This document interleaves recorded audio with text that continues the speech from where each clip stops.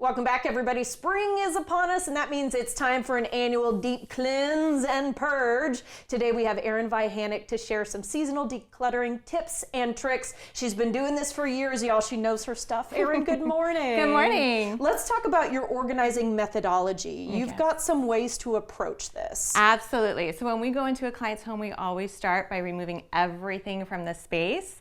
That way we can actually see what's hiding in the corners. Up on the top shelves, we can bring it all out, put it into categories, and start from there. Okay, so it isn't, if you're starting small, that you just start with the front of the shelf. Correct. You do still have to go in and bring out. Yes. Maybe just do it small buckets at Yes, a time. and we will find all the things that you thought you didn't have, but are still living in there. It is impressive once you go to move or something like that, that you can figure out, man, I've crammed a lot of stuff in here. Yes. So this is a good time of the year to be decluttering. Yes. What do you hear most from clients who are starting at this time of the year? They think spring cleaning and they're saying, okay, I want to get started. How do I do it? Well, sometimes people want to start really big and they want to start with their whole closet or their whole garage or even their whole house. Reframe that. Let's start small. Let's get some small wins to gain that confidence so that when we do get to the bigger spaces, we're ready to go.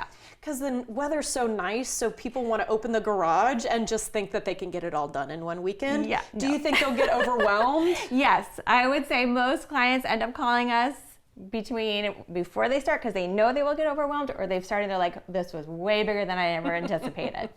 Well, it's good that you can step in at that time. Yes. All right. When we talk about the best place to start decluttering, looking around the house, where would be some good spots? Yeah, absolutely. So I brought some examples of common places that we see in our clients' homes that tend to get cluttered, and they're really small, quick, easy wins that you could even do this weekend. Oh, that sounds good to me. Okay, let's get started here. Tupperware, you say, is an issue for folks, and I'll tell you it's an issue at my house. Yes, it's an issue for just about everybody. So the biggest thing here is make sure that you have lids that match your bases for all of your Tupperware.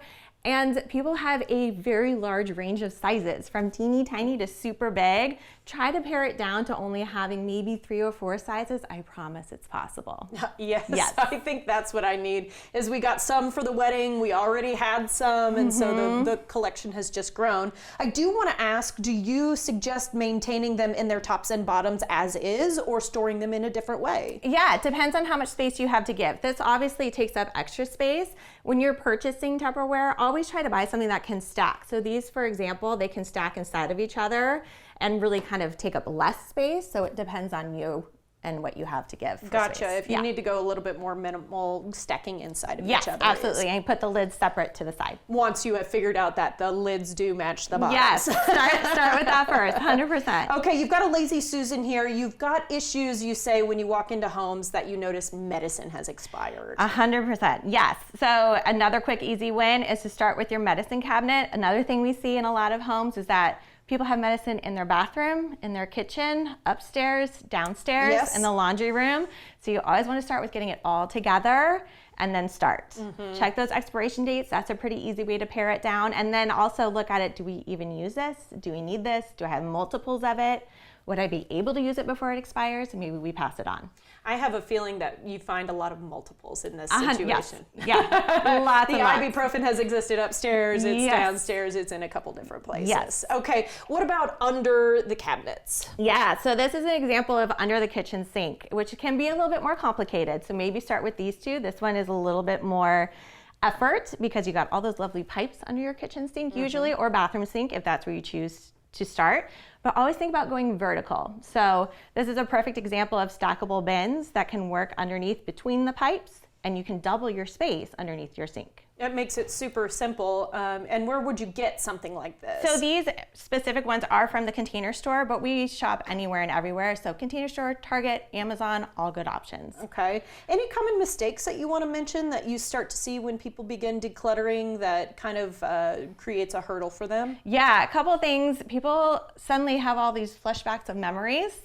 And they kind of go down that memory lane, and I totally get that and understand it and honor it. But if it's been sitting there for years unused, it's time to let it go to somebody that will actually use it and love it.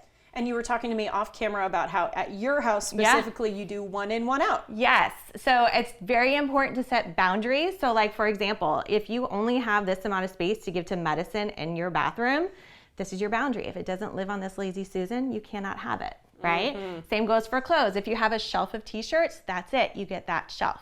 So instead of bringing in more t-shirts, we need to go through what we already have first. Because even though you think you wear all of them or you think you love all of them, yes, there's probably something that you can give up, there right? is a statistic out there that we really only use 20% of our closet.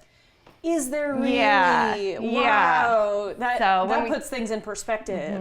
Oh my goodness. Okay. Yes. All right. I do want to say a final takeaway, anything that viewers can start with this weekend to get them going if they are kind of on that little soapbox. I want a spring refresh. Yeah, absolutely. Start with any of these three. Again, every client home, we generally touch one of these things in every single job that we do. And a lot of times when people are like, I've organized before, but it fell apart, it didn't last. Labels. A lot of times people forget to actually label. And then that way that confirms the boundary. Everybody in the household knows the boundary. Get yourself a label maker. Get yourself a label maker. I have one. Yes. And you are offering services to clients, right? They can give you a call. Absolutely. Yes. Go to our website. You can book a free discovery call right there. Sounds good to me. Erin, thank you so much for your time. All right. For more information and to book her services, you might need them. Visit liveorganizedbyerin.com.